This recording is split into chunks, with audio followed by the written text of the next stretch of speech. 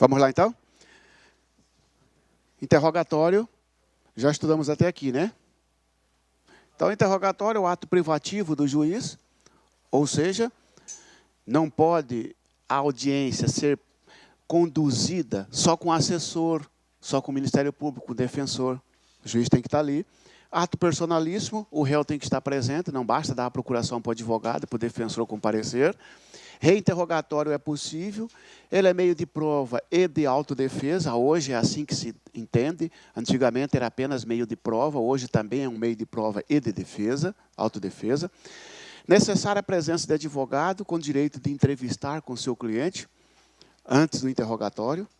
O local, em regra, é no presídio, ou, se não tiver condições, no fórum, né? Evidentemente que nós estamos falando aqui de preso, né, pessoal? Do preso no presídio, porque o solto será no fórum. Tá? Direito ao silêncio, falamos que é assegurado ao acusado o direito ao silêncio apenas no que tange a segunda parte, já que a primeira parte ele é obrigado a responder, não é isso? Vários acusados. Quando tiver vários acusados, o interrogatório é separado. Quando tem vários acusados, interrogatório separado.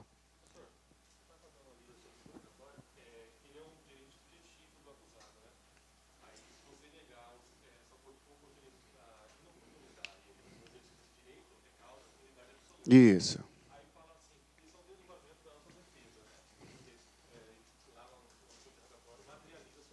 Isso.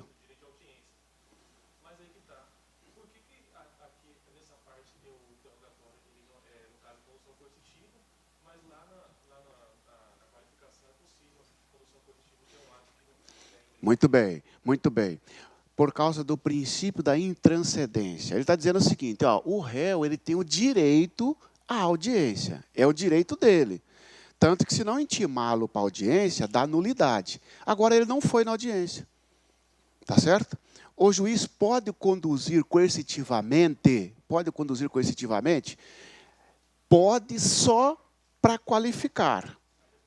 Qualificar, porque o juiz precisa, principalmente, a menos que ele já esteja devidamente qualificado. Tá certo? Agora, o Ministério Público denuncia Silvano de Tal, conhecido como Caveirinha, e coloca, precisa de completar a qualificação, porque não tem o RG dele, não tem CPF. Agora, se na denúncia já tiver todas as qualificações, inclusive o oficial de justiça citou ele no local certo, aí não, por quê? Porque aí já está individualizado. Tá certo? Condução coercitiva, manda buscar o réu. Tá? Pode buscar o réu para depor? Porque testemunha pode. O juiz até pode, se for para a qualificação. Qualificou, o juiz for soltar liberado. Por quê? Porque ele não é obrigado a produzir prova contra si. É isso mesmo, tá? Vários acusados, então, cada um faz um interrogatório separado, de forma que um réu não ouve o que o outro falou, tá certo? Principalmente o réu que vai falar. Todos nós aqui somos réus. Eu sou o primeiro a ser interrogado, os senhores não estão na sala. Daí para frente, eu posso ficar na sala. O juiz pode, porque eu já fui interrogado. Tá certo? Interrogatório do surdo. Interrogatório do surdo. Coloca aí. Pergunta por escrito e resposta oral. Pergunta por escrito e resposta oral. O surdo não escuta as perguntas. Então, mas ele fala... Ele verbaliza? Se sim, pergunta por escrito e resposta oral. Interrogatório do mudo. Ele não consegue responder as perguntas verbalmente, mas consegue por escrito? Sim. Partimos do pressuposto que ele é mudo, mas não é surdo. Então, ele escuta as perguntas. Então, pergunta oral e resposta por escrito. Pergunta oral e resposta por escrito. O juiz vai perguntar, as partes vão perguntar. E ele vai responder por escrito. Pergunta oral e responde por escrito.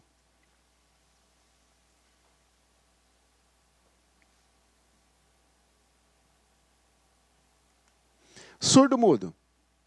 Pergunta e resposta por escrito. Pergunta e resposta por escrito. No caso do surdo-mudo, pergunta e resposta por escrito. Tá? Estamos partindo do pressuposto que o sujeito é surdo, mas sabe ler e escrever, é mudo, mas sabe ler e escrever, não é isso? Surdo, mudo, sabe ler e escrever. Por isso que ele vai responder por escrito. Agora, quando surdo, mudo e analfabeto, aí não tem como responder por escrito, nem como ler as perguntas. Aí, nesse caso, coloca, nomeia-se intérprete, ou pessoa com capacidade para entendê-lo. Nomeia-se intérprete ou pessoa com capacidade para entendê-lo.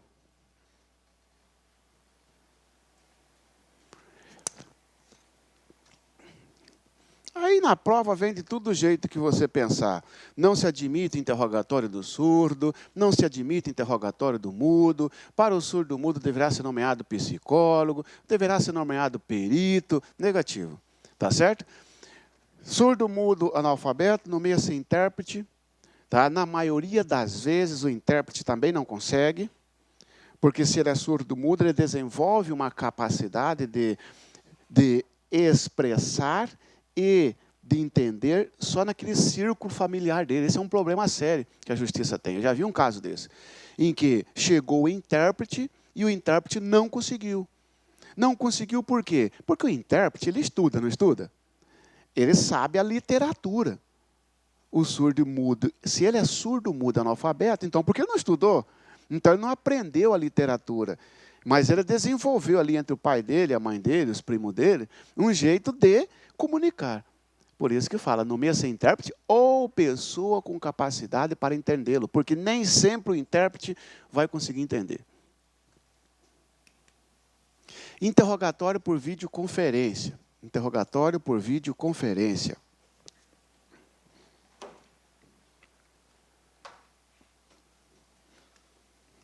É possível para réu preso. É possível para réu preso. Coloca aí, interrogatório por videoconferência é possível para réu preso.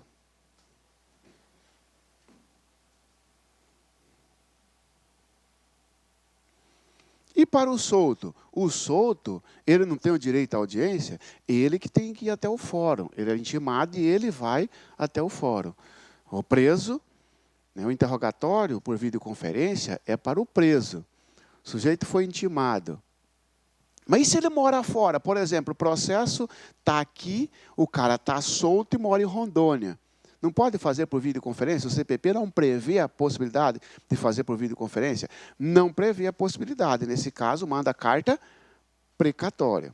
Tá bom? Porque o interrogatório por videoconferência é para o preso.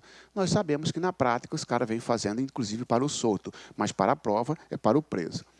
Quais as hipóteses em que será possível o interrogatório por videoconferência? Réu fica lá no presídio, juiz na sala, vai perguntando pela TV.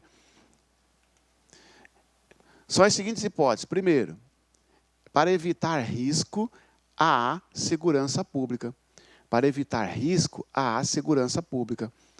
Para evitar risco à segurança pública. Quando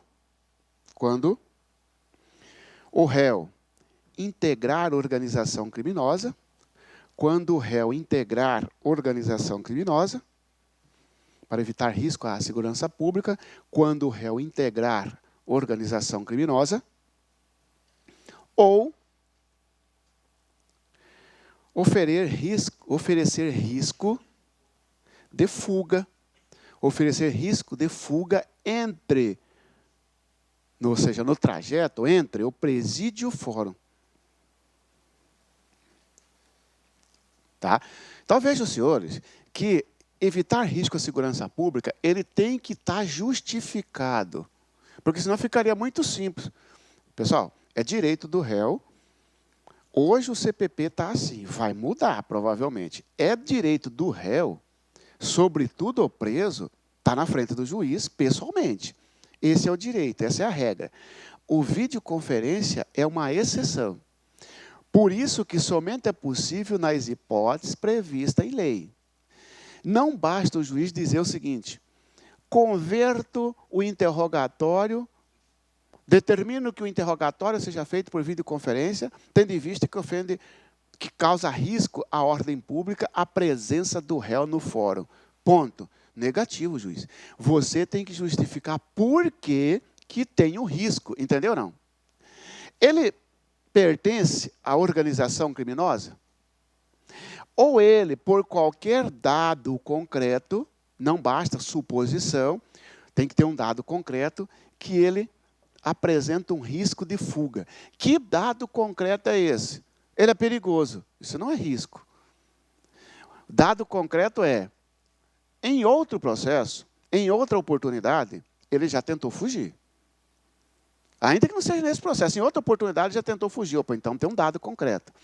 Teve uma rebelião em que ele tentou fugir. Isto é um dado concreto. Tá certo? Possibilitar a participação do réu no interrogatório. Possibilitar a participação do réu no interrogatório. Possibilitar a participação do réu no interrogatório. Em razão de enfermidade ou outra circunstância. Em razão de enfermidade ou outra circunstância.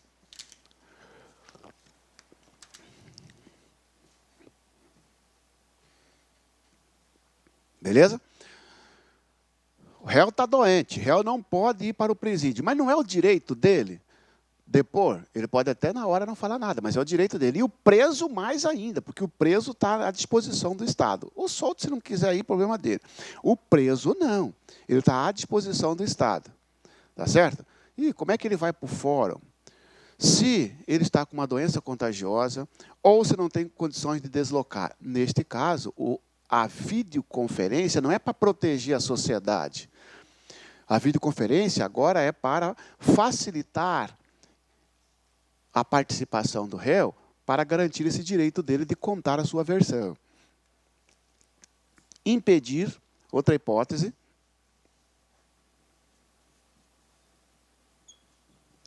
impedir influência do réu no ânimo de testemunha ou vítima.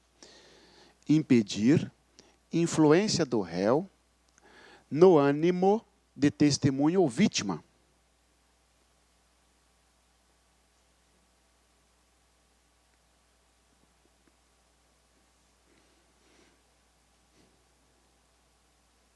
Vírgula.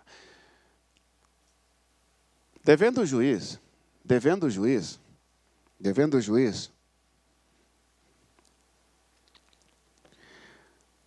colher o depoimento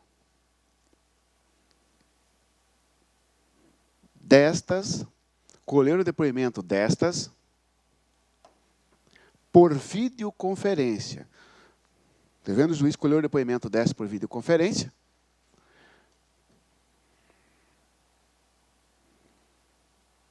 Ou, vírgula, não sendo possível, vírgula, ou, vírgula, não sendo possível, vírgula, interrogar o réu por tal sistema. Interrogar o réu por tal sistema.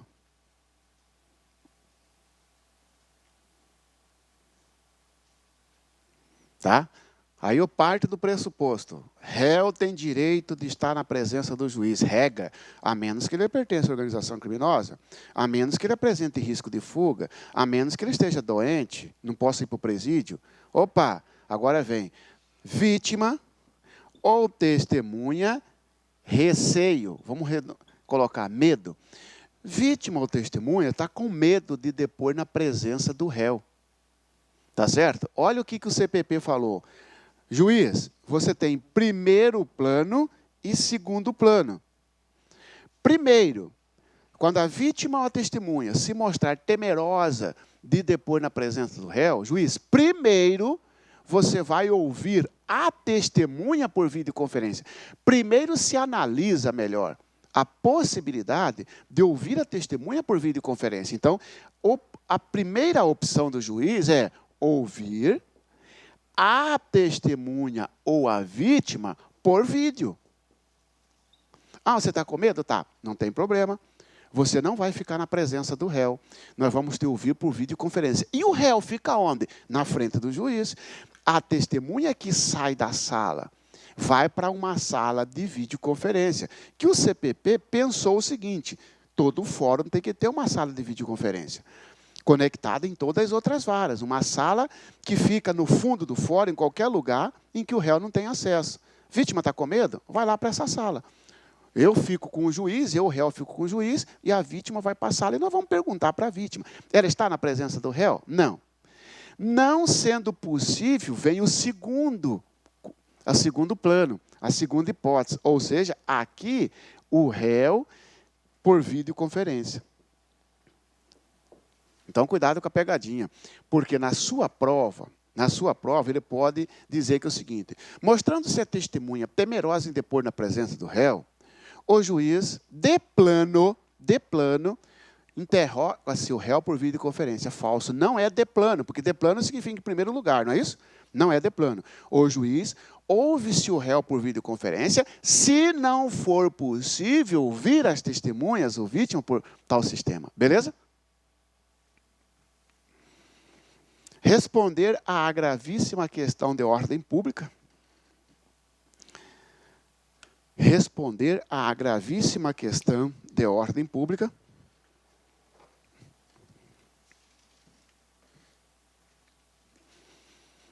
Aí você vê a diferença, ó. Segurança pública, ordem pública. É o mesmo? Não. O réu vai ser ouvido por videoconferência porque ele oferece risco à segurança pública. Por quê, juiz? Porque ele pertence à organização criminosa ou porque oferece risco de fugir. Beleza. Réu que apresenta risco de fugir será ouvido por videoconferência, tendo em vista a gravíssima questão de ordem pública. Não, tendo em vista a segurança pública. Senhores, olha que interessante. Por que se prende o réu antes da sentença? Porque aqui nós estamos falando de preso antes de sentença, evidentemente. Prende-se o réu antes de sentença para garantir a paz. Ou a paz pública, ordem pública, né? Ou a paz pública, ordem pública. Por isso que a preventiva tem uma hipótese falando para garantia da ordem pública. Garantir a paz. O cara está tocando o terror. A sociedade está abalada com esse cara na rua, então prende. Ou para garantir a paz do processo, integridade da colheita de prova, ou para garantir que futuramente ele não venha a se evadir. Então, são as hipóteses de prisão preventiva. Senhores, o que significa gravíssima questão de ordem pública? É aquela situação em que, se o réu sair da cadeia, ainda que protegido pelo aparato estatal, a sociedade vai ficar abalada, inclusive com possibilidade de linchamento. Ele não pertence à organização criminosa, nunca apresentou risco de fuga, só que é um crime de estupro, de criança, por exemplo. E, senhores, nós já vimos que não raras vezes a população fecha a viatura da polícia para resgatar o cara, para matar o cara, não é assim? Essa é uma questão de ordem pública. Aí mantém-se o cara no presídio e colhe o seu interrogatório por videoconferência. Quais os Isso são as hipóteses. Isso são as hipóteses. Além das hipóteses, tem que ter outros requisitos. Significa dizer que o juiz não pode converter o interrogatório do réu na forma presencial por virtual, exceto nestas hipóteses. Pronto. Desde que preenchidos os seguintes requisitos. Decisão fundamentada. Decisão fundamentada. Como assim decisão fundamentada? O juiz vai mostrar na decisão dele que esse interrogatório está sendo virtual por videoconferência por causa de um desses fundamentos. Ele vai apontar um desses fundamentos. Beleza? Intimação das partes com 10 dias de antecedência. Intimação das partes com 10 dias de antecedência. Intimação das partes com 10 dias de antecedência.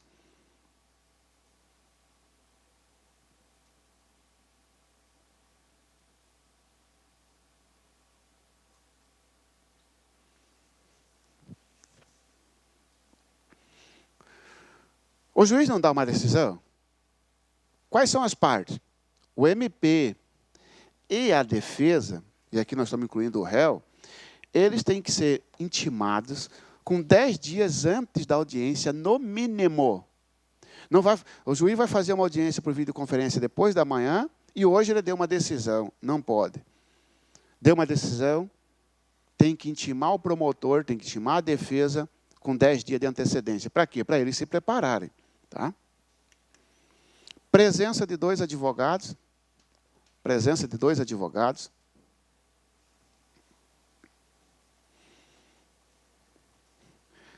Sendo, um no presídio e um na sala de audiência.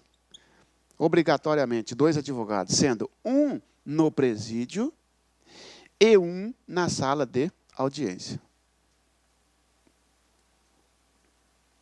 Sob pena de nulidade absoluta.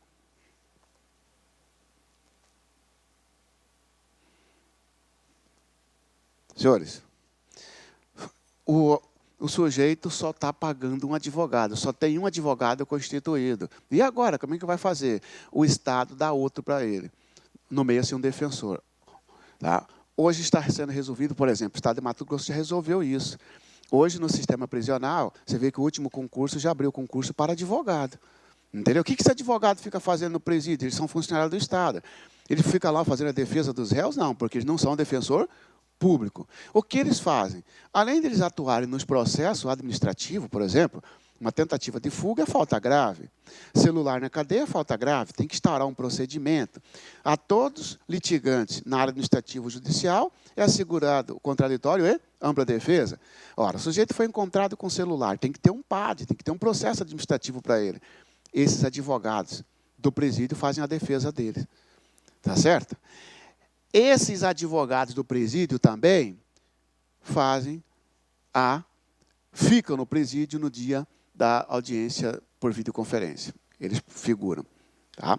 Lembrando que o réu, a defesa pode escolher. Se a defesa escolher a defesa ir para o presídio, aí um defensor público substitui a defesa na audiência. Canais telefônicos reservados. Canais telefônicos reservados.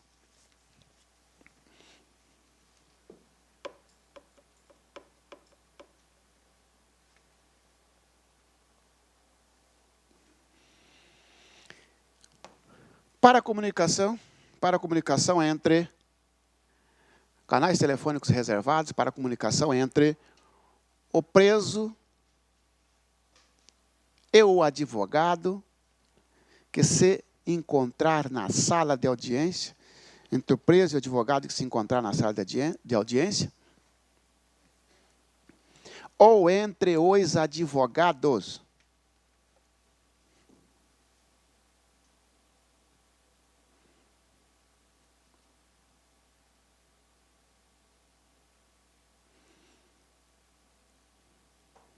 Tá? Lembrando que é direito do preso conversar com o seu advogado antes da audiência, não é?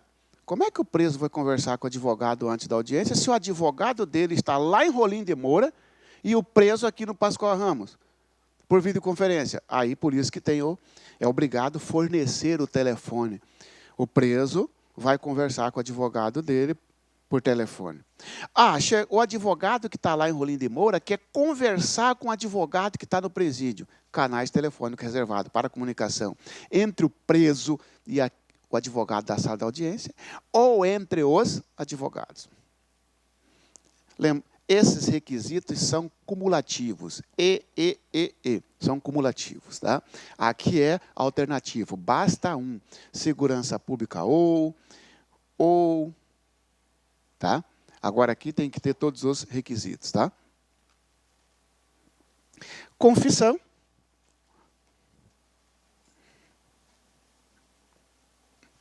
Confissão. Meio de prova em que o réu admite a autoria. Meio de prova em que o réu admite a autoria do delito a ele imputado. Meio de prova em que o réu admite a autoria do delito a ele imputado.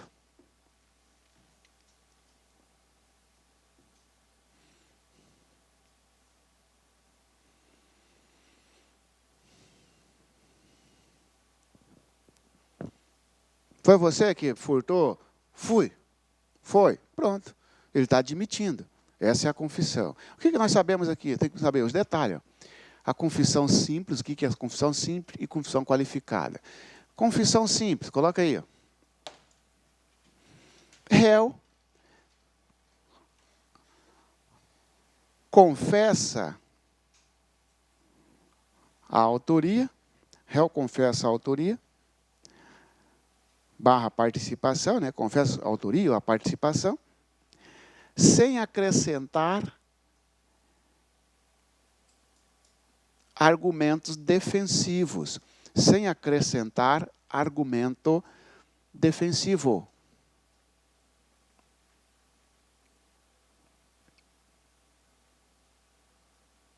Foi você que atirou? Sim. Ponto. Confissão simples. Confissão qualificada. Argumento defensivo. Por quê, senhor? Porque o interrogatório, a confissão vem no interrogatório. Não é isso? E o CPP fala que a confissão feita fora do juiz tem que constar no processo. O réu chegou, na época do investigado, e falou para o delegado, delegado, eu fiz mesmo, o delegado vai botar isso a termo, senão não vale. Tá certo? Não vale o delegado chegar lá e dar o depoimento. Não, ele confessou para mim. Não, você colheu o termo dele? Tá? A confissão fora do processo deve ser colhido em termo. Documento. Senhores, confissão qualificada. O réu confessa, mas acrescenta informação, réu confessa, mas acrescenta informação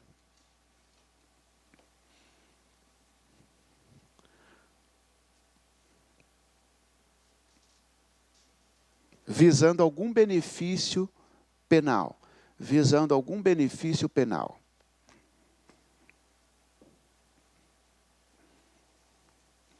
Visando algum benefício penal. Ó, confissão simples. Confesse e pronto, não acrescenta nenhuma informação. Foi você que atirou? Sim. Confissão qualificada, duas partes. Ela tem uma parte da simples. Foi você que atirou? Sim. Mas, ó, eu atirei em legítima defesa. Você vê que ele confessa, mas ele acrescenta uma informação para benefício. Aqui só confessa, não tem informação para beneficiar nenhum. Foi você que furtou? Sim. Foi você que furtou? Sim, mas é porque eu estava em estado de necessidade. Essa é a qualificada. Ou seja, ela vai ter duas partes, então. O valor da confissão. Valor da confissão, muito cobrado em prova. Valor da confissão. É relativo,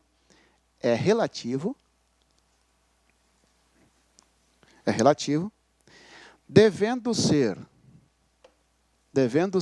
valorado, é relativo, devendo ser valorado em comunhão com outras provas. Em comunhão com outras provas.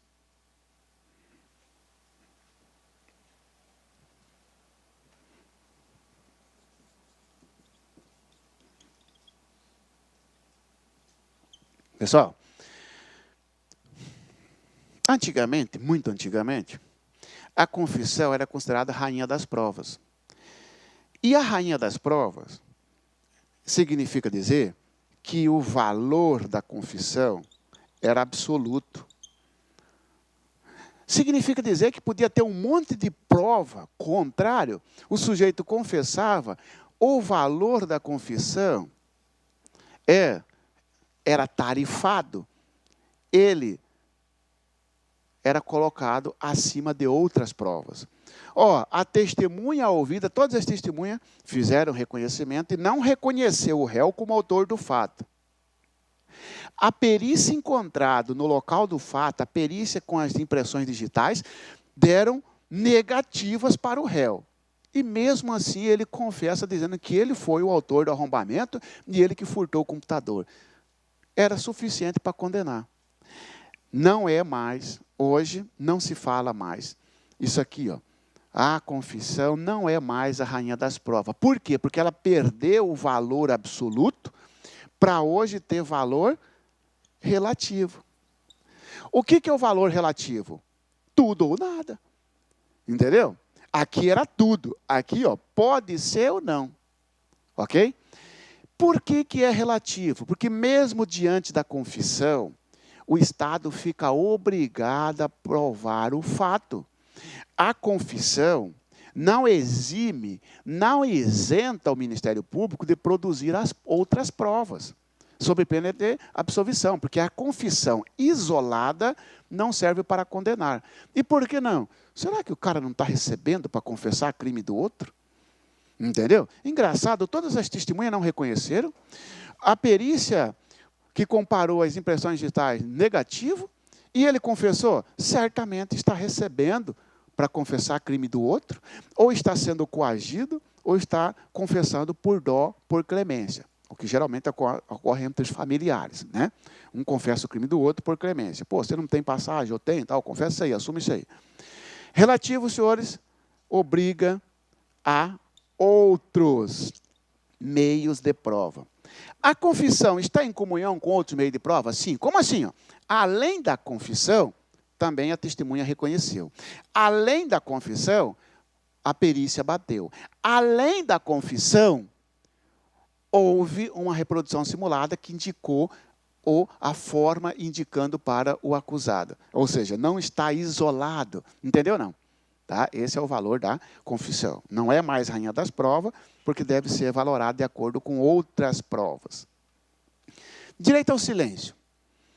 Sujeito, em vez de confessar, ele ficou em silêncio. Ou seja, qual é o impacto do silêncio na confissão? Coloca aí, ó. Não importa a confissão, não importa a confissão, e nem poderá ser usado em prejuízo da defesa. Não importa a confissão, e nem poderá ser usado em prejuízo da defesa. Quem cala consente. Negativo, isso não funciona no processo penal. Ele ficou em silêncio. Testemunha nenhum reconheceu. Confessou na fase do inquérito, ficou em silêncio na fase do processo, sem nenhum reconhecimento de testemunha. Juiz, olha que interessante, ó, o sujeito confessa no inquérito, só que veja bem, lembra da judicialização das provas? Não é, a prova produzida aqui tem que ser repetida aqui. Ele confessou no inquérito, chegou aqui, ele manteve o direito ao silêncio. Mas ele já confessou no inquérito e manteve o direito ao silêncio no processo. Qual que vale mais, aqui ou aqui? Aqui. Nenhuma testemunha afirmou. E a vítima do sequestro, foi fazer o reconhecimento, extorsão mediante sequestro, foi fazer o reconhecimento e falou que, ó, eu não lembro dele, eram 5 autores e eu não lembro dele. Pronto, vai ser absolvido. Mas e a confissão dele? A confissão dele não presta porque ele manteve em silêncio e o silêncio não pode ser valorado em prejuízo da defesa. Pode ser filmado. O interrogatório feito pelo delegado pode ser filmado. Tá? Apesar de que não dispensa a escrita. Artigo 9º do CPP fala que o inquérito policial é escrito. Né? Por exemplo, hoje o GCCO hoje é tudo filmado. Pode filmar? Pode filmar. Tá? Por exemplo, nesse caso aí, o cara falou lá no inquérito, foi interrogado, foi filmado, falou confessor. Daí na pergunta ele nega e vai no inquérito que, ó, você ó, não foi torturado, não há sinais, está aqui, ó. Eu confessei porque eu me senti, ainda que psicologicamente, obrigado a confessar, porque eu achei que confessando o delegado não ia pedir minha prisão. Pronto, ele dá uma justificativa qualquer. Ele só não pode dar a justificativa que foi coagido. Aliás, ele não precisa nem justificar. Confessei porque eu quis, doutor. Mas a verdade é o que eu estou falando agora, se ele negar, né? A verdade é o que eu estou falando agora.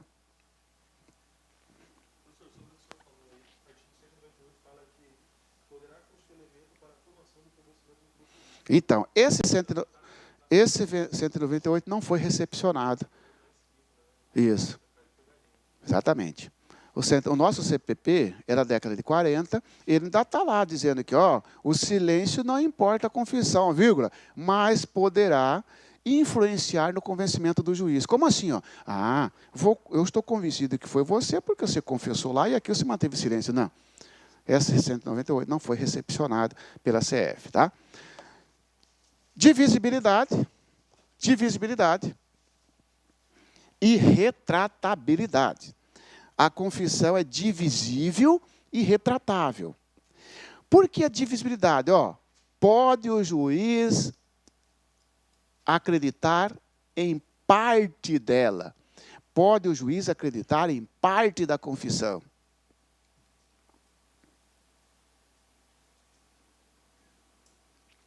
Foi você que furtou? Sim, mas furtei em estado de necessidade. O juiz acredita na primeira parte e não acredita na segunda, porque ele não provou o estado de necessidade. Pode, divisível. A prova vai dizer para você que a confissão é indivisível, é divisível.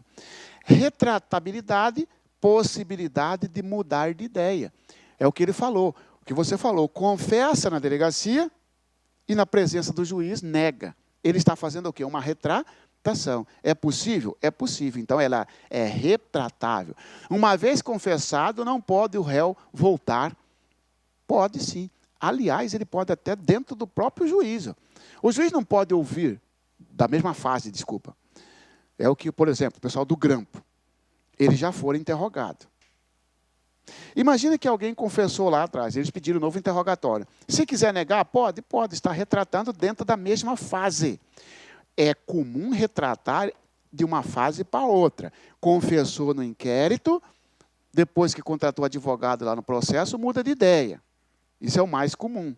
Mas é comum também retratar aqui. Eu tive um caso que o cara confessou aqui e retratou aqui. Ele confessou na presença do juiz, porque era júri, ele confessou na presença do juiz. O que é o júri? O júri é duas fases. Não é isso? Tem a fase do sumário da culpa e o plenário. No sumário da culpa, ele confessou que foi o autor do disparo. Ele foi pronunciado. A hora que eu fui fazer o júri, eu falei, você vai negar o fato. Mas pode, ele está fazendo uma retratação em juízo. Se o juiz vai acreditar ou não. Nesse caso, os jurados acreditaram e absolveu. Tá? A credibilidade aí depende do julgador. Porque você tem que analisar que a confissão, com outros meios de prova. Eu provei para os jurados que a confissão dele, lá no inquérito, a confissão dele lá para o juiz, estava isolada. Que ele estava mentindo, que ele era um mentiroso. Ele confessou crime de outro. Entendeu? Mas não era nada, era ele mesmo. É porque a polícia trabalhou mal nesse aí. E aí, meu irmãozinho? Já era. Prova testemunhal. Como é que o cara vai... Como é que a arma era do pai do cara? Fez balística... A arma estava registrada no nome do pai do réu, deu balística. Ou seja, comprovou que o projetil expelido pela arma, encontrado no corpo da vítima, saiu daquela arma, fizeram uma busca e apreensão na casa do pai dele, pegou a arma do pai. Bora.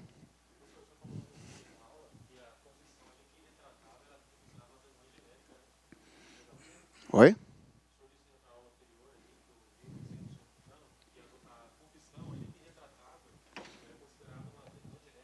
Atenuante, confissão atenuante.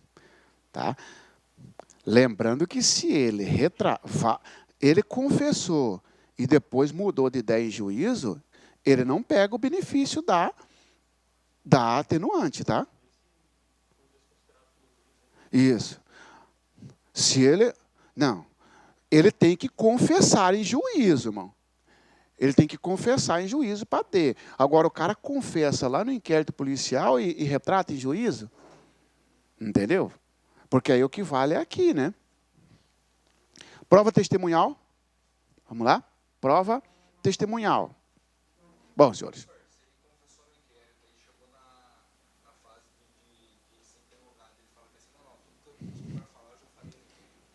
Está valendo. Atenuante. Tá? Senhores, agora testemunhas, né? Testemunhas. Quem que é testemunha? Testemunha é quem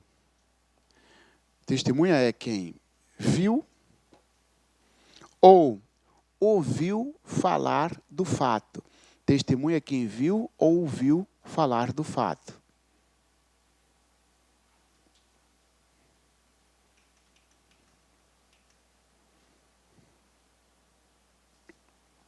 Tá? Deixa remota aqui. Testemunha referida. Tá?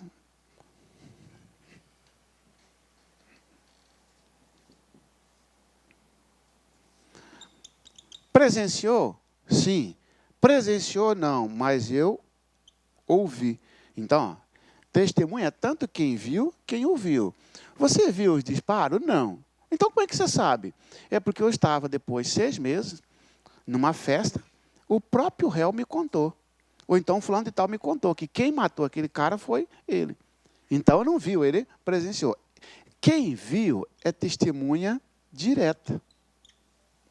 Quem só ouviu é testemunha indireta. Testemunha direta, testemunha indireta. Tá certo? O que é uma testemunha referida? Testemunha referida. É aquela citada por outra testemunha. Isso mesmo, é aquela citada por outra testemunha. Então, olha aqui. Ó. Eu tenho testemunha numerária. O que é a testemunha numerária? É aquela que estiver dentro do número legal indicado pelas partes. Então, eu vou dizer o seguinte, é aquele que participa da relação indicado pelas partes. Você quer ver? Senhores, depende do crime. Depende do crime. E aí, para falar ali, eu tenho que colocar para você aqui, ó. Dependendo da pena, é a forma de proceder. Aí vem procedimento ordinário, procedimento sumário, procedimento sumaríssimo. Isso aqui é só para explicar para você o que é a testemunha numerária. O procedimento ordinário é crime com pena igual ou maior que 4 anos. Por exemplo, a receptação. Qual que é a pena? Vai de 1 a 4. Qual é o procedimento da receptação? Procedimento ordinário. Você tem um roubo. Roubo. 157, vai de 4 a 10. Qual é o procedimento do roubo? Tá. Ordinário. Para o procedimento ordinário, qual é o número de testemunha que pode ser arrolada? Essa é a testemunha numerária. Até quantas testemunhas pode o MP arrolar e a defesa arrolar? Quantos que o advogado pode levar? Até quantas testemunhas? Quanto que ele quiser? Negativo. Se o procedimento tiver pena máxima igual ou maior que 4, pode arrolar até 8 testemunhas. Essa é a testemunha numerária. É aquela relacionada pelas partes dentro do número legal. Beleza? Que é exatamente essa aqui, ó. Beleza? Aí, ó, a testemunha referida, que é aquela de cima lá. Olha a referida, pessoal. Arrolou 8 testemunhas, não é isso?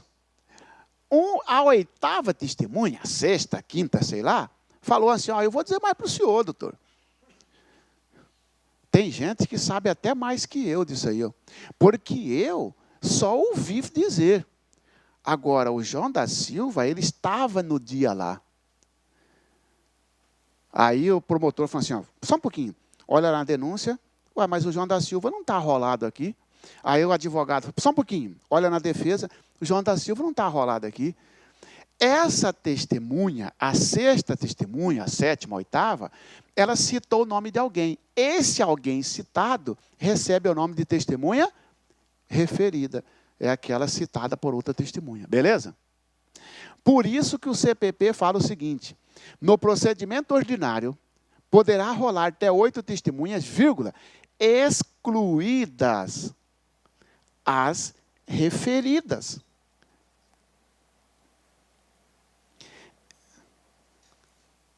Então você pode ouvir 12 pessoas num crime de roubo, você vai dizer, pode ser 8 dentro do número legal e 4 referida. É o que a gente faz às vezes. Eu estouro o meu número, eu combino com a testemunha, falo, na hora lá eu vou perguntar para você se mais alguém sabe. Você fala, sim, mais alguém sabe. Na hora que ela cita esse alguém, no final fala para o juiz, eu quero ouvir fulano de tal. Entendeu? Por exemplo, no caso do tenente Schaefer. Tem uma testemunha lá que ninguém arrolou. Eu vou fazer a petição hoje dizendo, eu quero ouvir fulano de tal. Porque ele foi citado pelo tenente, ele foi citado pelo coronel. O juiz vai espernear, mas não, você já perdeu sua vez. Você já perdeu o prazo. Não. Por quê? Eu tive conhecimento dessa testemunha agora, é a testemunha referida. Tá bom? Testemunha imprópria. Testemunha imprópria.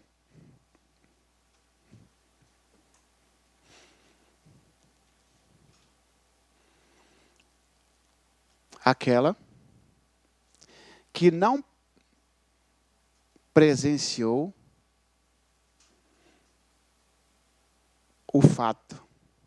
Aquela que não presenciou o fato,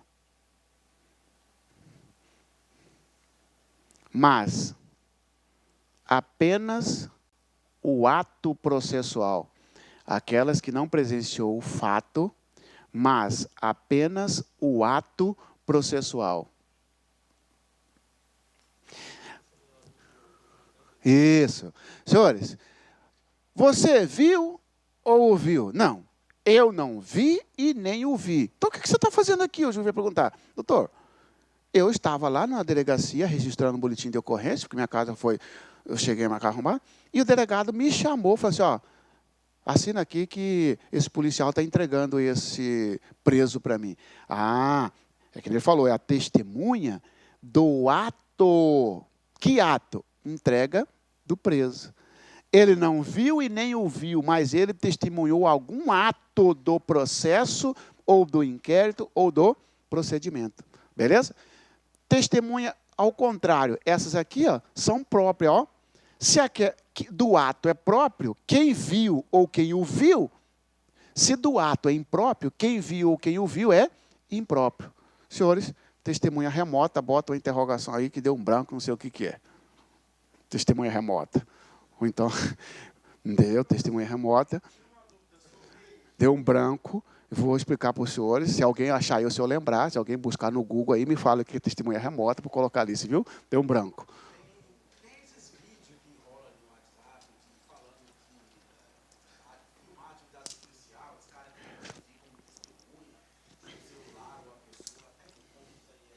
Nós vamos falar, inclusive, do celular, tá certo? A testemunha, se ela recebeu uma ordem legal do servidor público, ela tem que ir. Ela tem que ir. Agora, o celular é uma polêmica. Por exemplo, prendeu em flagrante o celular, ou então o policial acostumado a fazer o seguinte, ó. Ele chega, o cara é usuário. Na hora que ele está abordando o cara, toca o celular do cara. Não é assim? Ele obriga o cara a botar o celular no viva voz. Oi? Então, neste caso, se ele vem prender alguém em flagrante, resultante da conversa em viva voz, é válido? Entendeu? É inválido. Tá? Jurisprudência recentemente bateu o martelo, é inválido. Se ele obrigou o sujeito a atender e colocar no viva voz, tá? Alguém achou aí testemunha remota ou não?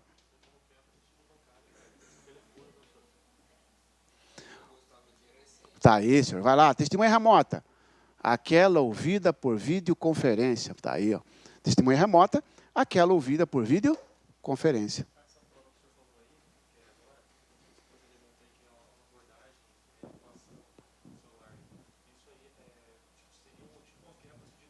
Isso, sem autorização.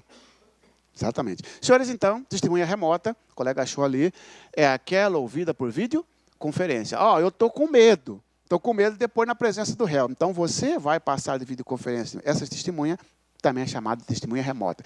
Por que eu falo que também é chamada de testemunha remota? Porque a testemunha remota, ela também pode ser própria.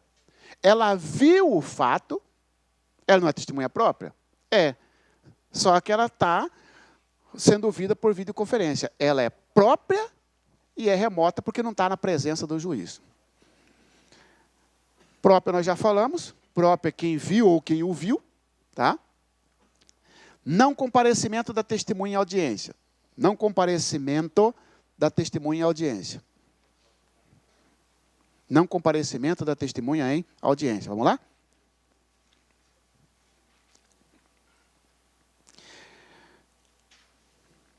Será conduzida coercitivamente? Não compareceu. Será conduzida coercitivamente? Condução coercitiva. O juiz manda buscar, não é isso? Vai pagar multa. Vai pagar multa. Salvo o melhor juízo de 1 a 10 salários mínimo. Isso mesmo, de 1 a 10. Vai pagar as custas com a condução. Tá? O Poder Judiciário tem uma tabela hoje. Quanto que custa a condução coercitiva do Pedra 90? Está lá, ó. R$90, 112. Ele tem uma tabela. Tá certo? A testemunha foi intimada, não compareceu. O juiz falou, vai buscar. A custa com essa diligência será cobrado da testemunha. E quarto, responde por desobediência.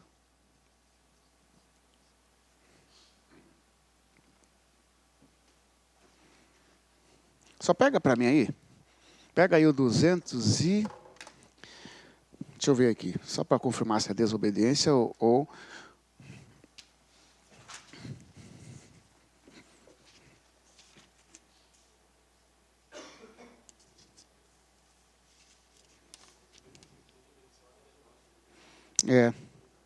mas aí tem uma decisão, né?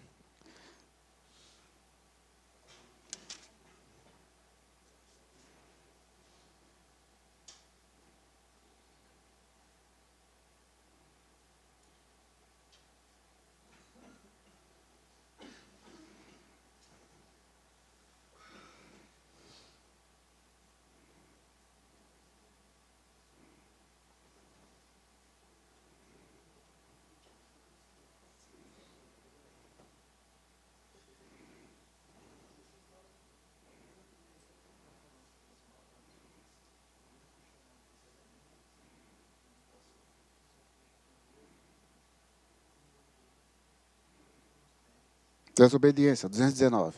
Desobediência mesmo, tá? 219, desobediência. Senhores, então está aqui, ó. Quais as consequências para a testemunha faltosa?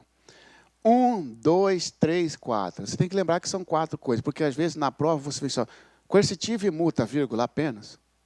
Coercitiva, multa, custas, apenas. Tá certo? São 4 consequências para a testemunha que foi devidamente intimada e não compareceu e não justificou. Tá certo? O que os caras colocam isso, pessoal? Para o réu. Para o réu. Porque olha só. Ó, faltou. Quem faltou? Faltou o réu, faltou a vítima e faltou a testemunha. Tá certo? Se faltou o réu, problema dele. Em regra, não condução. Salvo se for para interrogá-lo na primeira parte, como diz o colega. Faltou a testemunha, 4 consequências. 1, 2, 3, 4. Ó. 1, 2, 3, 4. Ô, cara, é vítima, cara. Oh. Faltou a testemunha, 4 consequências que nós acabamos de estudar. 1, 2, 3, 4. Condução coercitiva, multa, paga as despesas da condução, crime de desobediência. Faltou a vítima, pessoal. Só faltou a vítima. Uma consequência. Condução coercitiva. uma consequência, condução coercitiva.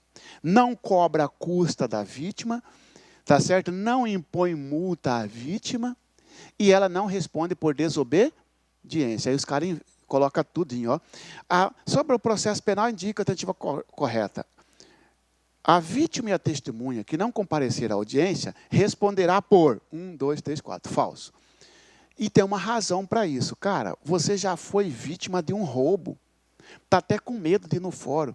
Não foi, e você ainda vai ter que, já sofreu um roubo, ainda vai ter que responder por um crime de desobediência. Vítima. Ainda vai ter que pagar custas. Ainda vai ter que pagar multa. Não. Nem a diligência ela paga da condição coercitiva. Até porque, pessoal, ali ó, ela está o quê? Ela não está na qualidade de auxiliar do Estado como testemunha. Ela está na qualidade de vítima, de ofendido. Tá bom?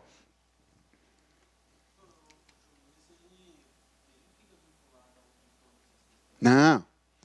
Não fica vinculado. Agora, ele vai bater numa eventual nulidade. Entendeu?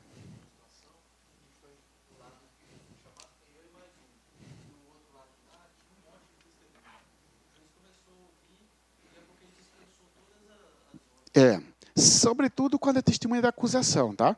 Que aí ele pergunta para o promotor, tem 5 policiais, por exemplo. 1 ou 2 depuseram, o promotor falou, estou dispensando os demais. Beleza.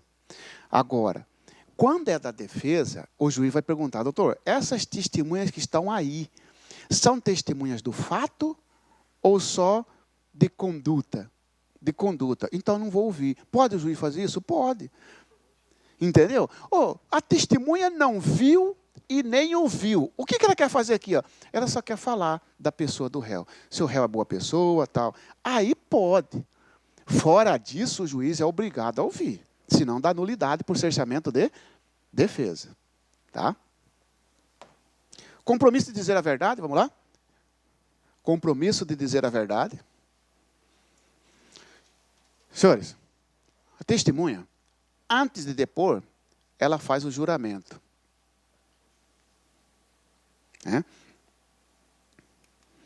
Dispensados do compromisso.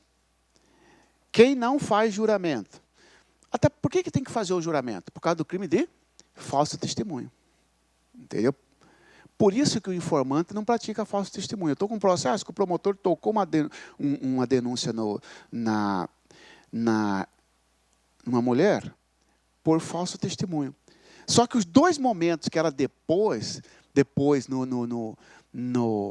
no processo, tanto na delegacia quanto no PAD, colocaram lá, ó, deixo de colher o compromisso porque ela é irmã da vítima, do reclamante. Para aí, você deixou de colher o compromisso e a pessoa mentiu, automaticamente não tem materialidade, entendeu? O promotor comeu barriga e denunciou, sendo que está lá, deixe de colher o compromisso, deixe de colher o compromisso. Testemunha, em regra, tem que colher o compromisso de dizer a verdade. De falar tudo o que sabe. Não é só, né? Porque calar também dá falso testemunho. Calar a verdade. Quem não presta compromisso? Dispensado do compromisso. Vamos lá? Menor de 14 anos, não presta compromisso. Vírgula. Deficiente mental. E os que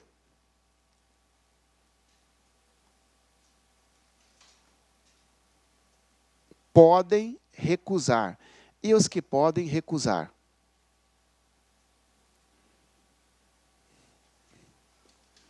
Esse pode recusar, então quer dizer que ninguém é obrigado a testemunhar. Não, é o contrário. Testemunhar é obrigado, salvo os que podem recusar. É o contrário. A regra é que viu, ouviu, foi arrolado, não tem querer. Ah, mas estou com medo. Não tem problema. Se está com medo, o CPP arruma um instrumento. Vai ser ouvido por videoconferência ou o réu vai sair da sala. Beleza? A testemunha não pode se eximir de depor. salvo os proibidos e os que podem recusar. Senhores, tem gente que pode recusar e tem gente que está proibido. Tá? Aqueles que podem recusar, ele tem o poder, cara, ó. Mas então eu não entendi. Você está dizendo que não presta compromisso, 3 categorias. 3. Menor de 14, deficiente e quem pode recusar. Ué, mas para aí. Esse pessoal que pode recusar, eles são chamados de informantes. 1, 2, 3. Menor de 14, deficiente mental e quem tem o poder de recusa.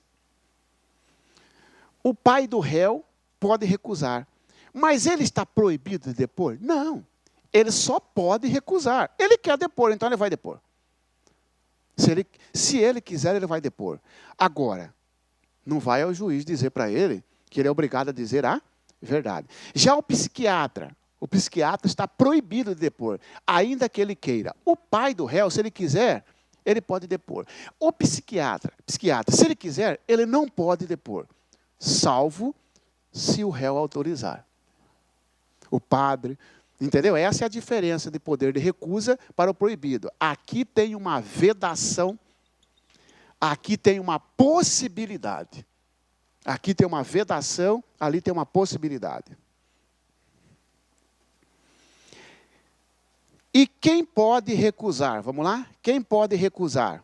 Agora, quem pode recusar? O ascendente, estamos falando do réu, tá? O ascendente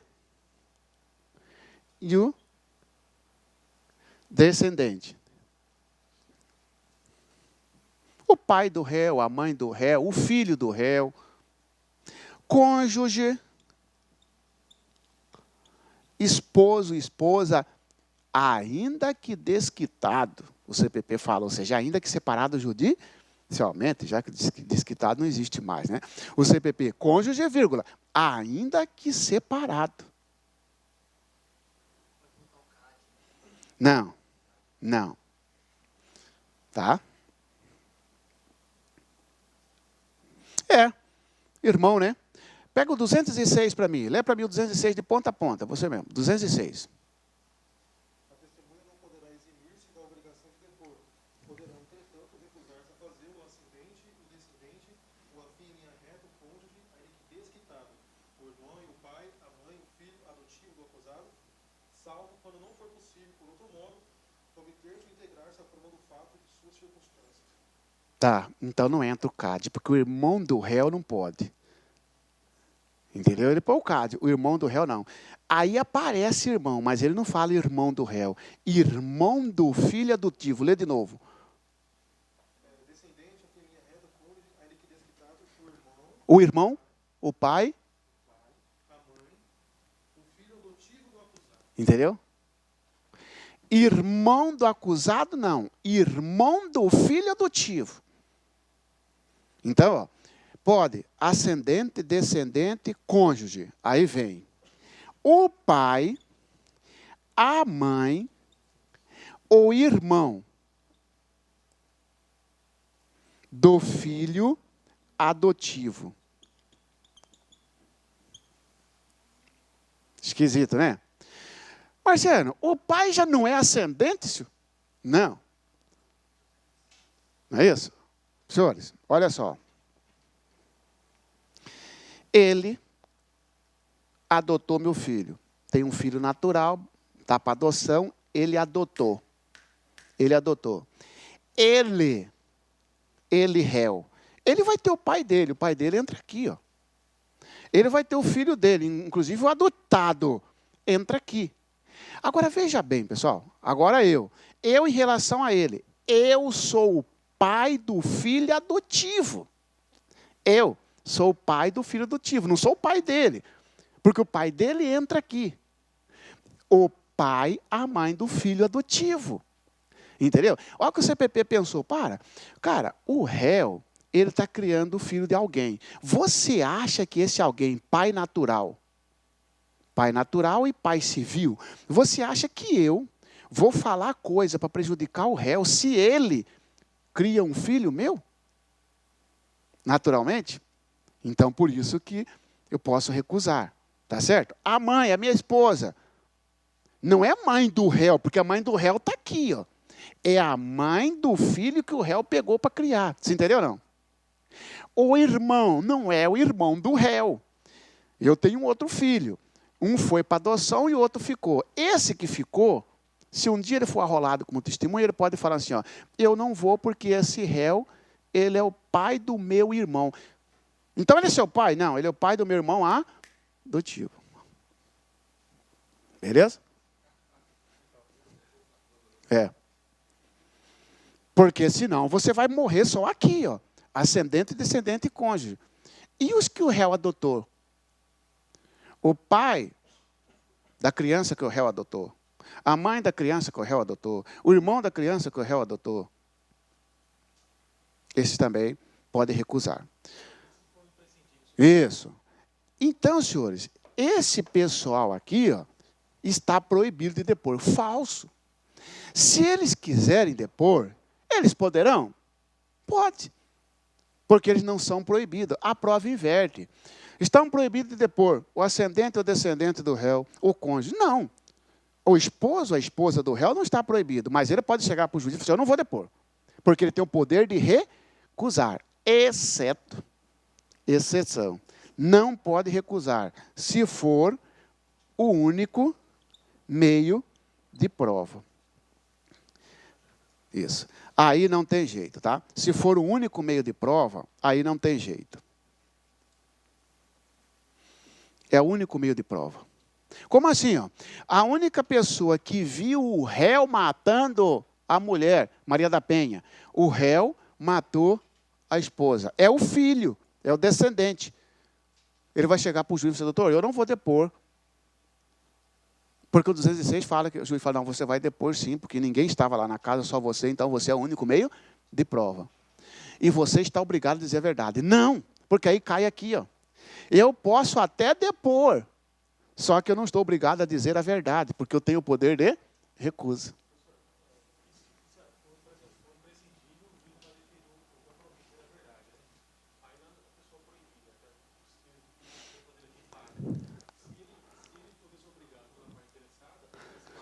Compromissado, vai falar a verdade, tem que falar a verdade. Não vai ser possível, porque ele não tem o poder de, ele não está dispensado. Tá beleza? Senhores, quem está proibido? Ah, não pode recusar, já falei. Único meio de prova. Proibição. Quem está vedado a depor? Vedado de depor, né?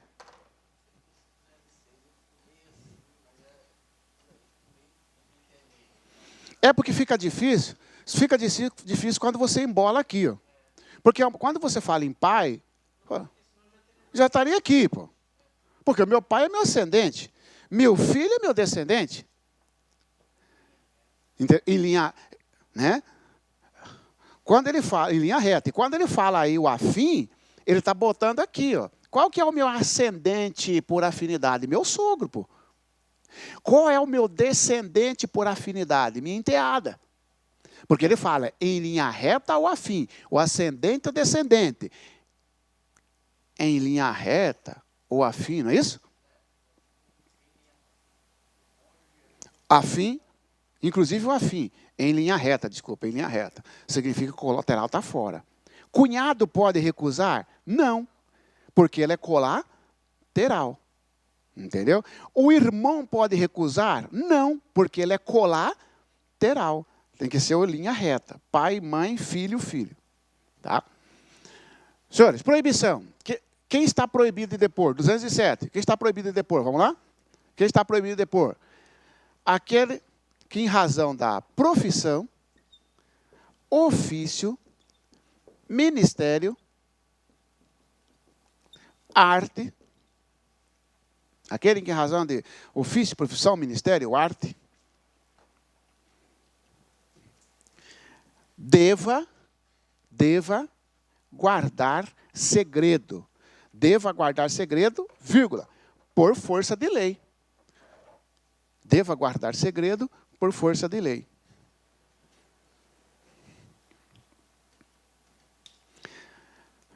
vírgula, salvo se autorizado pelo réu, e se quiser depor. Salvo se autorizado pelo réu e se quiser depor. Oi? Não importa, é isso mesmo, não importa. Pessoal, o cara foi, o cara foi e confessou para o padre o crime. O padre foi arrolado como testemunha. Ele teve que comparecer, senão ia ser conduzido coercitivamente, sentou lá e falou para o juiz, eu não vou depor. Não vou depor porque eu sou padre. 207 fala que eu estou proibido de depor. O réu está do lado dele falando assim, padre, se o senhor quiser depor, pode depor. O juiz já consta na ata. O réu informou que não tem interesse, que autoriza o padre a depor. O padre continua falando, não vou depor. Porque são dois requisitos. Se o interessado autorizar e se ele quiser depor. Entendeu ou não? São dois requisitos. Se o interessado autorizar e se ele quiser depor. Arte. Cara, né? Tem atividade que não é uma profissão, é uma arte. Entendeu? Tem atividade que não é uma profissão, é um ministério. É o caso do padre. Tá?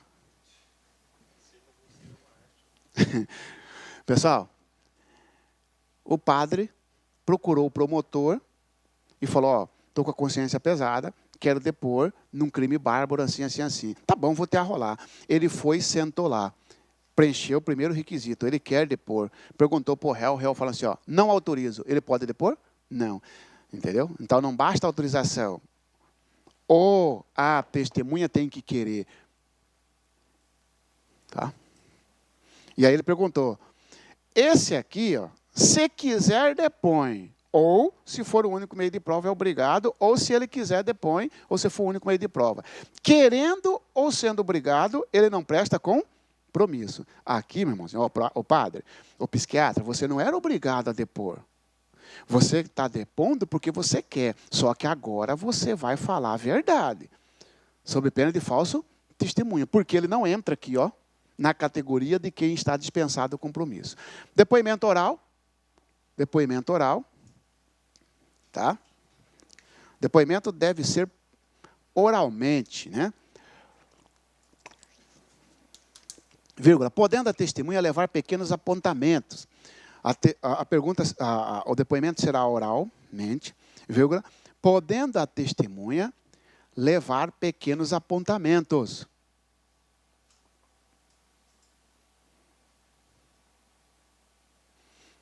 Senhores, não é muito mais fácil, pessoal, você escrever tudo o que sabe e chegar um dia e entregar para o juiz, pô? Porque na sua casa você vai ficar um tempão lembrando das coisas. O ideal seria, escreve tudo que você sabe e no dia da audiência você entrega para o juiz, pô. Não é assim. Não pode levar o depoimento por escrito. O depoimento é oral. Você vai sentar ali e vai perguntar. Agora o CPP abriu uma exceção, salvo pequenos apontamentos. Quem são apontamentos? Local, data, hora e nomes. Local, data, hora, nomes. Isso você pode levar por escrito. Entendeu? Você lembra o horário? Lembro. Está aqui.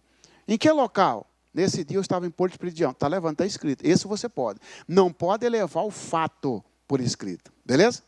Senhores, quem pode responder por escrito? Depoimento escrito, então. Quem pode por escrito? Coloca aí, presidente e vice-presidente. Presidente e vice-presidente da República. Presidente e vice-presidente da República. Presidente do Senado, não é isso? Presidente do Senado, da Câmara e do STF.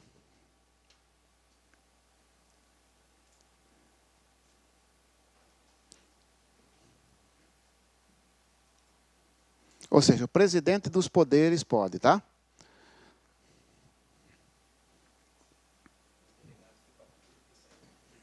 Oi? Você viu que o presidente da República, o Michel Temer, respondeu, a Polícia Federal mandou lá o questionamento para ele. Entendeu? Porque ele não é obrigado a ir lá depor. Tá? É. Manifestação pessoal, pessoal. Manifestação pessoal. Coloca aí. Ó. A testemunha não pode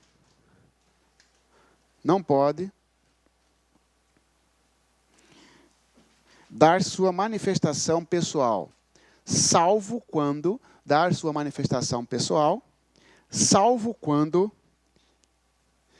inseparável do fato. Salvo quando inseparável do fato.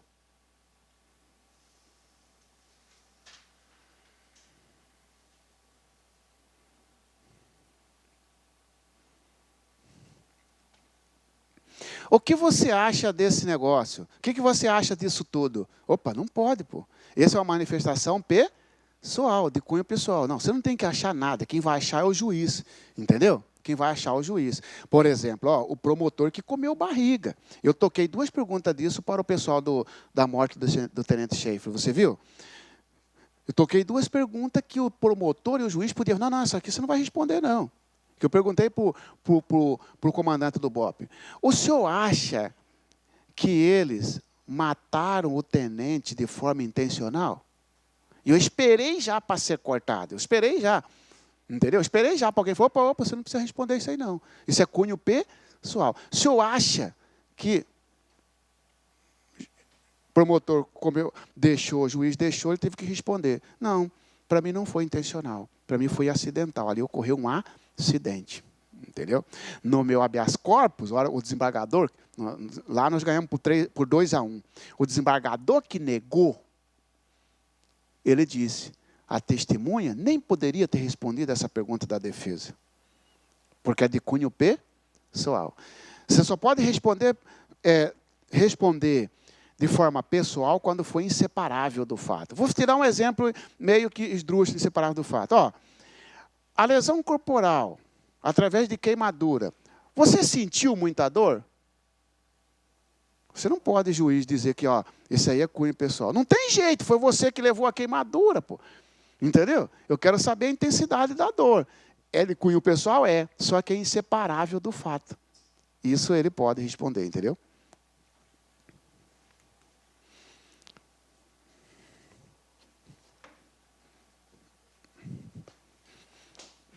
Reconhecimento de pessoas ou coisas, fechamos então testemunha. Reconhecimento de pessoas ou coisas. Vamos lá?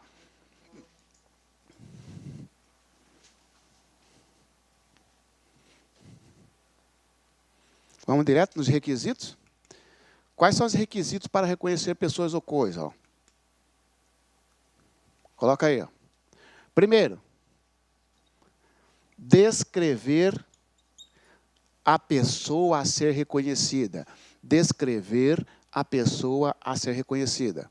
Né? Esse é aquele ato, aquela diligência em que coloca-se um para ser reconhecido por outrem. Primeira coisa, descrever a pessoa a ser reconhecida. Antes de mostrar o suspeito, a testemunha, o delegado, o juiz, vai dizer, ó, como é que é a pessoa? Entendeu? Por exemplo, tive um entrave com a juíza de Rondonópolis semana passada, numa extorsão mediante sequestro pesada, que sequestrou o gerente do banco, entendeu? E a pessoa que foi reconhecer tinha uma foto do cliente. E a juíza queria que mostrasse a foto. Eu perguntei para o cara, como é que é a pessoa que chegou e enquadrou você? A juíza mostra a foto para ele. Eu falei, não, mostra a foto. Não vou mostrar a foto. Descreva. Quero que o senhor descreva. Por quê? Para ver se ele vai descrever um cara diferente da foto. E é assim que manda o CPP. O juiz já vinculado, querendo condenar, não, mostra a foto. Claro que se eu mostrar a foto, ele vai reconhecer. O policial já enjoou de mostrar essa foto para ele. Agora eu quero ver se ele lembra das características do cara. Porque, descrever a pessoa a ser reconhecida. 2. Colocar o suspeito ao lado de outras pessoas.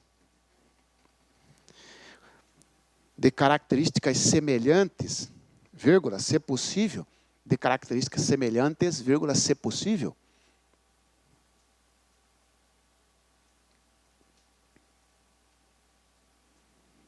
Tá? Eu sou suspeito. Não pode o delegado colocar só eu lá, ó. Não. Você tem que colocar ao lado de outras. Também não fala quantas. Entendeu? É porque ele fala outras, né? Então, ao lado de outras, outras no plural. Duas, ou seja, um do meu lado, outro daqui. Eu e mais dois já está valendo. De outras pessoas. Agora, veja que não é obrigatório, porque ele fala, vírgula, se possível. Às vezes não vai achar pessoas com características semelhantes. Tá certo? 3.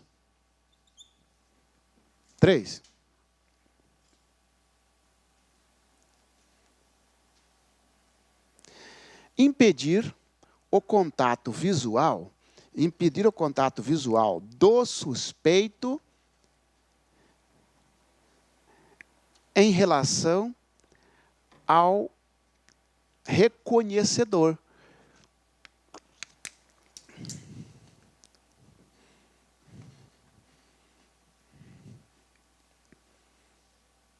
Tá? Pessoal, senhores, é desse jeito a portinha para fazer o reconhecimento. A vítima fica do outro lado, tem aquele vidro ali, e eu fico desse lado. Eu, suspeito, não posso enxergar a vítima, a testemunha, só ela que vai me enxergar, não é isso? Impedir o contato visual de mim para ela, e não dela para mim.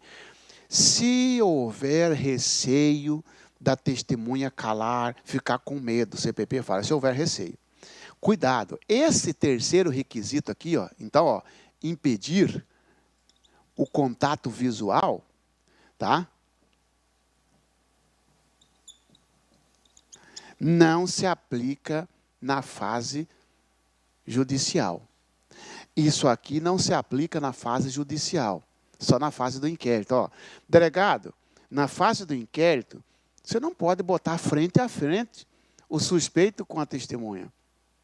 O suspeito não pode ver a testemunha. Agora, na fase do processo, irmão, é frente a frente. Então, tal requisito não se aplica na fase judicial ou em júri, se você quiser colocar. Não se aplica na fase judicial ou em júri. 4. Lavrar auto de reconhecimento. Lavrar auto de reconhecimento. Assinado pela. Lavrar auto de reconhecimento assinado pela autoridade, vírgula, duas testemunhas, aí a testemunha, viu? A testemunha não do fato, mas do ato. Duas testemunhas e pela pessoa que fez o reconhecimento. E pela pessoa que fez o reconhecimento. E pela pessoa que fez o reconhecimento. Senhores, eu sou suspeito. Eu tenho que assinar esse documento? Não. Então, a prova eu vou colocar para você. E pelo suspeito, assinado pelo suspeito, não. Esse documento vai ser assinado por duas pessoas que ficam lá só olhando, pelo delegado e pelo a vítima ou pela testemunha. Reconhecimento fotográfico. Reconhecimento fotográfico.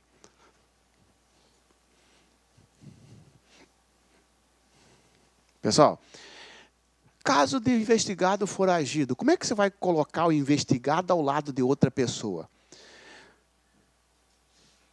Eu não posso, pessoal, colocar eu e um monte de foto. Se o investigado está presente, coloca outras pessoas, que já caiu na prova dizendo se pode substituir essas outras pessoas por foto. Não.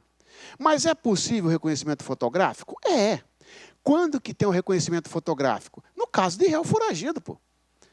O réu não está na delegacia para fazer. O réu não, o investigado não está. Como é que vai fazer? Nesse caso, mostra as fotos. Então, colocar, é possível, desde que atendidos os requisitos acima. Desde que atendidos os requisitos acima. É possível desde que atendidos os requisitos acima. Como assim?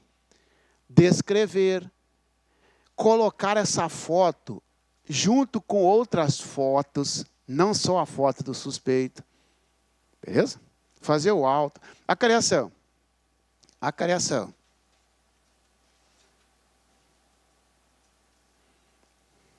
A cariação. Bom, senhores, a cariação você sabe que é aquele meio de prova onde confronta pessoas. Serve para resolver um conflito de informação, uma divergência. No caso de divergência entre depoimentos, proceder-se a letra A, reconhecimento, letra B, busca e apreensão. Resposta correta, a cariação. Com quem pode ser feita a cariação? Entre réu, ou seja, réu vezes réu, réu vezes testemunhas, réu vezes vítima. Aí, ó. Eu pedi para ele que eu ia sair, mas eu tenho que terminar um conteúdo aqui, senhor.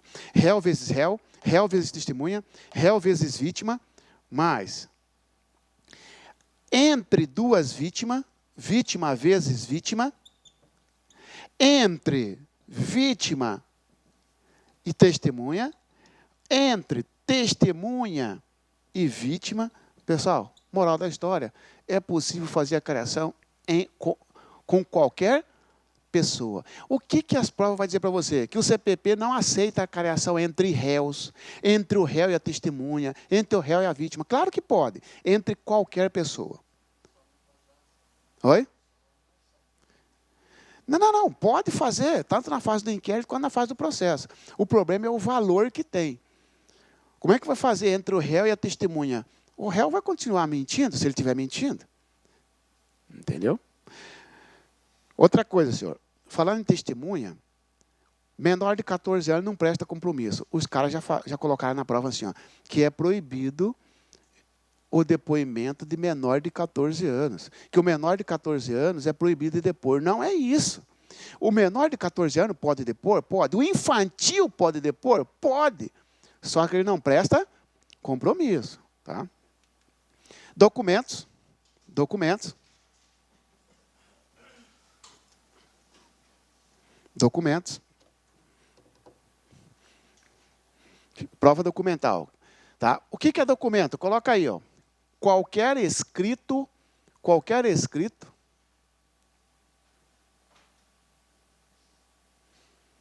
instrumento ou papel, qualquer escrito, instrumento ou papel, qualquer escrito, instrumento ou papel, público ou particular. A prova vai dizer para você que considera-se documentos apenas os documentos públicos, oficiais, falsos. Pode ser público ou particular. Tá certo? É uma prova documental.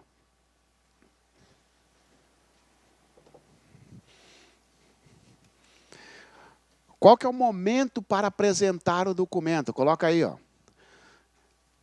Qualquer momento, vírgula, salvo disposição em contrário. Qualquer momento, salvo disposição em contrário. Qualquer momento, salvo disposição em contrário. Quando é que pode juntar um documento no processo? Se não tiver vedação legal, você pode juntar a qualquer momento. Nós temos no CPP, no júri, por exemplo, não pode juntar antes dos 3 dias do júri. Fora isso, pode juntar no início, no meio, no fim, problema de... né? Fotocópia, coloca aí, ó. Quando autenticada, faz prova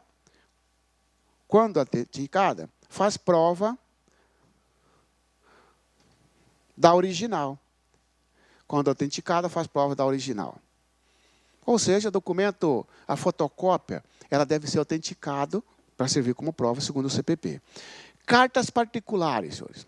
Cartas particulares, serve como prova? Coloca aí. Cartas particulares. Não se admite quando não se admite quando for adquirida por meio ilícito,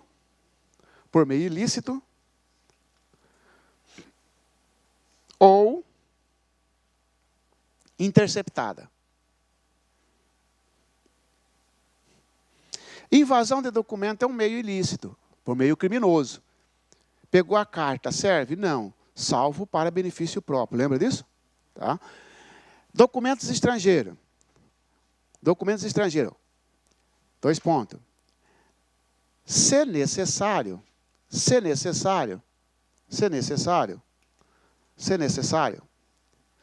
será traduzido por tradutor oficial. Se necessário, será traduzido por tradutor oficial. Vírgula. Sem prejuízo da sua juntada. Sem prejuízo da sua juntada. Aí o exame vem para você e fala que o documento estrangeiro deve ser traduzido. Falso.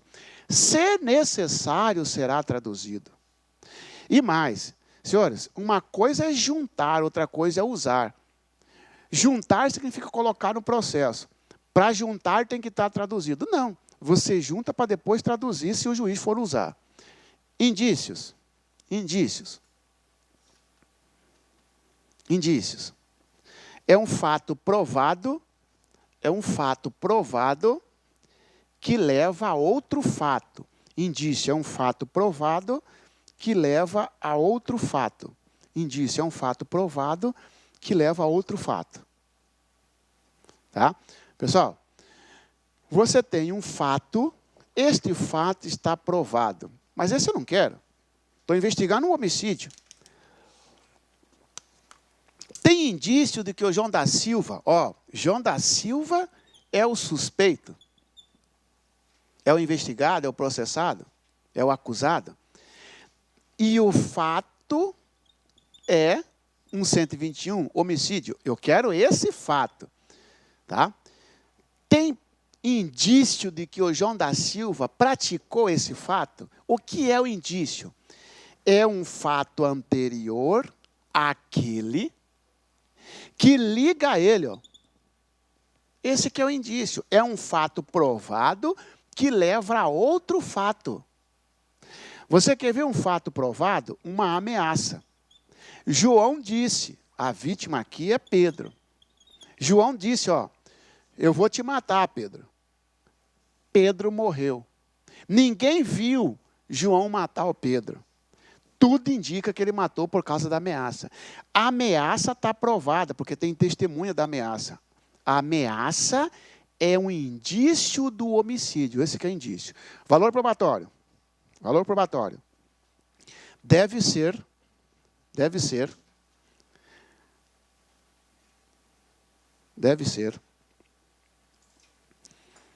valorado juntamente com outras provas. Deve ser valorado juntamente com outras provas. Você quer ver? João está sendo acusado do homicídio de Pedro. Por que ele está sendo acusado? Porque numa festa ele brigou e ele ameaçou Pedro. 3 dias depois, Pedro morreu. O processo vai cair em cima dele, cara. Tem prova que é ele? Não. Tem um meio de prova. Não tem certeza, mas tem indício.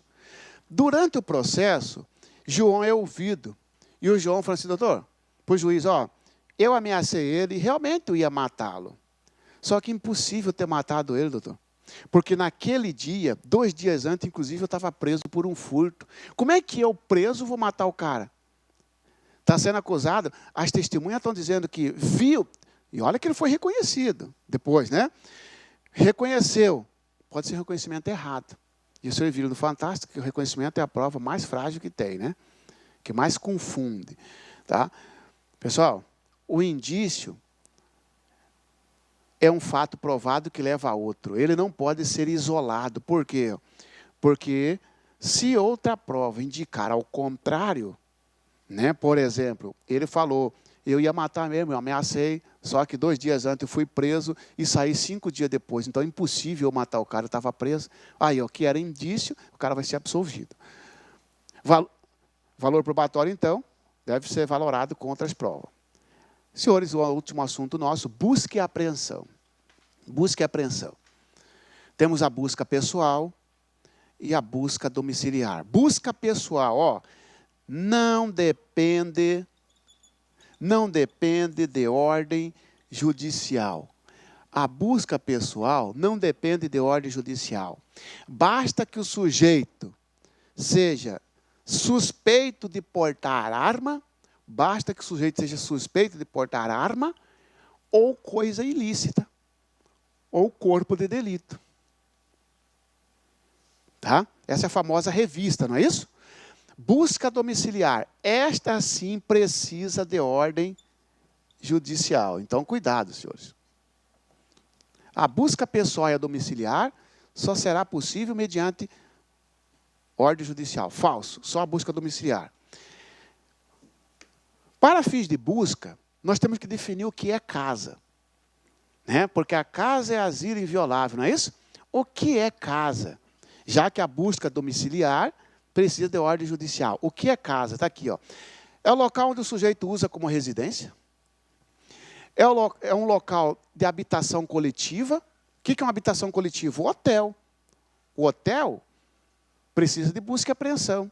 Precisa de ordem judicial. Motel, pensão, pousadas. Tá? Escritórios profissionais, oficinas, garagens, boleia de caminhão que o cara utiliza para dormir, tá? Trailer.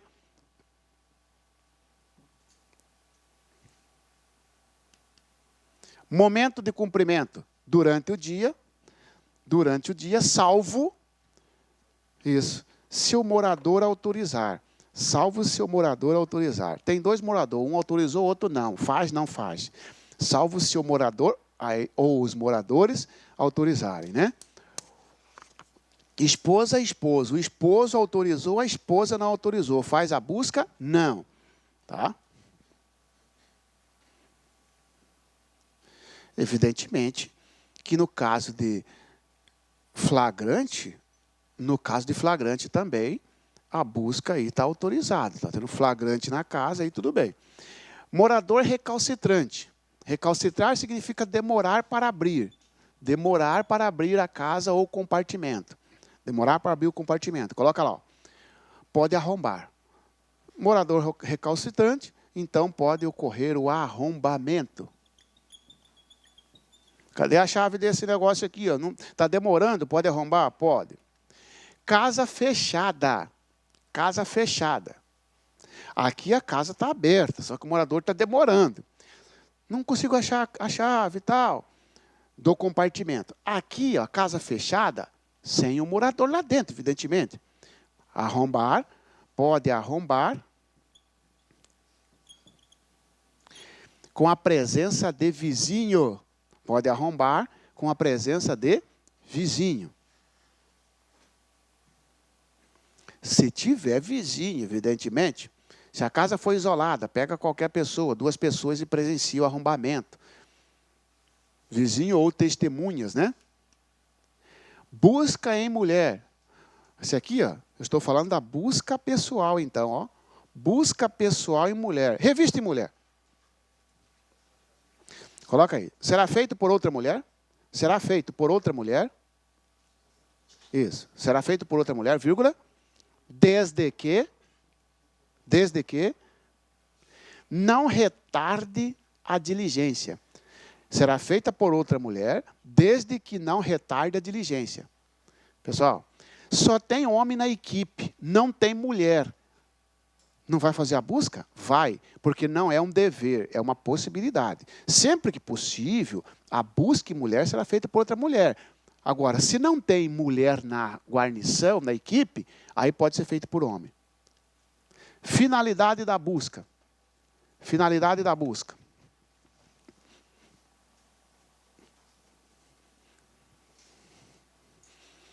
Antes de nós falarmos da finalidade da busca, pessoal, vamos falar do celular aqui, tá?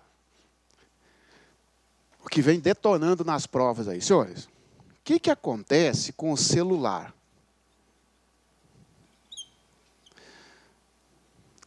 É possível olhar o celular do suspeito? Então, você vai dizer assim, o celular, né? Se tiver uma busca e apreensão autorizada pelo juiz, tem uma busca e apreensão, o juiz autorizou a busca e apreensão de cadernos, agendas, computadores e celulares. Se tiver busca e apreensão de celular, possível o acesso. Tá bom. Acesso ao quê? Ao conteúdo do celular. Não precisa ter uma ordem judicial quebrando o sigilo do celular. Basta ter a ordem de busca e apreensão. Claro que é uma lógica. Se mandou buscar e apreender o celular, é para quê? Só pode ser para ver o que tem ali dentro. Agora, se o celular teve uma prisão em flagrante, né? Prendeu em flagrante, estou com o celular. E, neste caso, pode olhar, aí que dá a quebra. Ó, em regra, não pode acessar os dados, as mensagens, salvo se o preso autorizar. Em regra, não pode acessar, vírgula, salvo se o preso autorizar. Entendeu?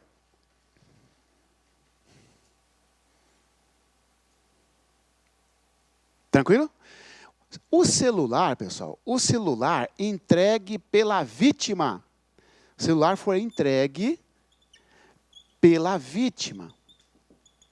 Ou pelo seu esposo, pela sua esposa, né? Pode acessar. Pode acessar, que você está dizendo, pode acessar sem ordem judicial? Sim. Sujeito vítima de homicídio, né? Sujeito é vítima de homicídio, a esposa ou esposa entrega lá para o delegado aqui, ó. Provavelmente deve ter conversa aqui dessa pessoa com o suposto autor. Delegado, olha o acesso sem ordem judicial. Está valendo? Está valendo, porque foi entregue pela vítima ou pelo seu sucessor legítimo. Beleza? Celular, ligação em viva voz. Ligação em viva voz. Ligação em viva voz não pode caracterizar a prova ilícita. Sobretudo se ele for houve aí uma coerção, tá? Coercitivamente mandou, estou preso em flagrante, toca o meu celular. Bota no viva voz aí, ó. Bota no viva voz aí. Pronto. Prova ilícita. Daí dessa viva voz foi lá e prendeu alguém. Essa prisão de alguém é prova ilícita, tá bom? Senhores, finalidade da busca. Para que presta a busca? Ó, prender criminosos. Ah, então você só com mandado de busca e apreensão você pode prender criminosos? Não. Prender criminosos. Eu estou na minha casa 10 horas da manhã, você chega lá com um mandado de prisão. Você pode entrar na minha casa? Não. Você vai ter que ter um mandado de prisão e um mandado de busca e apreensão. Por isso que fala prender criminosos. Apreender coisas achadas ou obtidas por meios criminosos. A polícia sabe que lá na minha casa tem um veículo furto do roubo. Manda fazer busca e apreensão. Pede busca e apreensão para o juiz. Ó. Coisas achadas ou obtidas por meios criminosos. Apreender instrumentos.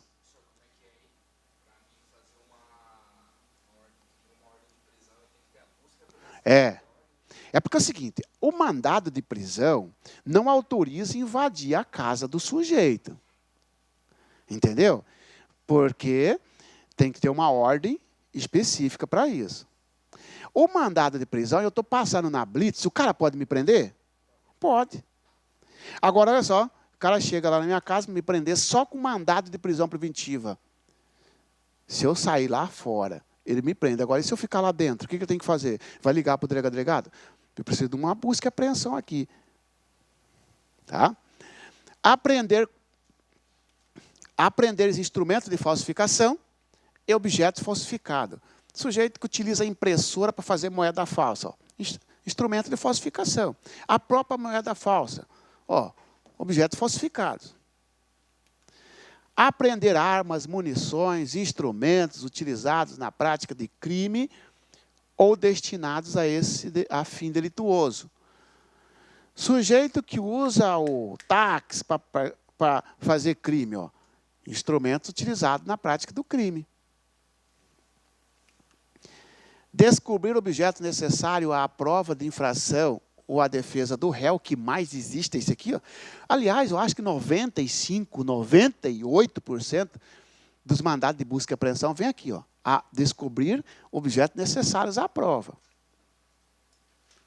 Você sabe que o cara está com arma lá, você dá um flagrante nele, não precisa nem de mandado, concorda ou não? Tá? Apreender cartas, abertas ou não, olha lá, abertas ou não, destinadas ao acusado ou em seu poder, quando haja suspeita de que o conhecimento do seu conteúdo possa ser útil à elucidação do fato. Apreender cartas, abertas ou não, aí basta você colocar. Apreender cartas, abertas ou não. Lembra das cartas particulares que só podem valer como prova, desde que não sejam interceptadas ou obtidas por meios criminosos, salvo para benefício do réu? Apreender pessoas vítimas de crime, senhores. Apreender pessoas vítimas de crime. Olha aqui, ó. Apreender criminosos, apreender vítima. Prender criminosos, apreender vítima. Prender criminosos, apreender vítima. Como assim, ó? Você, delegado, está suspeitando que lá na minha casa tem um cativeiro, de um sequestro. Você pede busca e apreensão. Para apreender vítima. Resgate. Sequestro, trabalho escravo. Colher qualquer elemento de convicção. Colher qualquer elemento de convicção. Está aí, senhores. Fechamos, então. Clique-claque.